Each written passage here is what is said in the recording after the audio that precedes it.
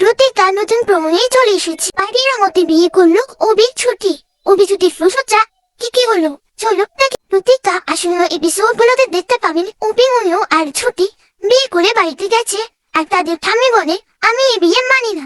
ওরি বাবা বলে ছুটি মা, তোকে আমি খুব ভালোবাসতাম, খুব পছন্দ করতাম, তুই এটা কি করলি?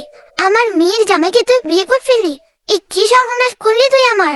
তখন ছুটি কান্না করতে থাকে আর বলে আঙ্কেল সরি। মন্নুর মা বলে তোমরা সবাই চুপ করো, আমার ছেলে যাকে ভালোবাসে তাকেই বিয়ে করেছে, তোমরা কেউ মানো আর না মানো আমি এই বিয়েটা মানি। আজকে কাল রাতে হবে আর কালকে হবে ছুটির ফুলসজ্জা। বাড়ির অমতে অভির মা সবাই আমাদেরকে ফুলসজ্জার আয়োজন করে এবং সেখানে অভি আর ছুটিকে পাঠিয়ে দেয় ফুলসজ্জা করার জন্য। তখন ছুটি বলে স্যার আমাদের বিয়েটা তো নকল, বাইরে সবাই জানলেও আমরা তো জানি এটা আমাদের নকল বিয়ে, তাই আমি আপনার সাথে এক বিছানায় জীবনে শুবো না।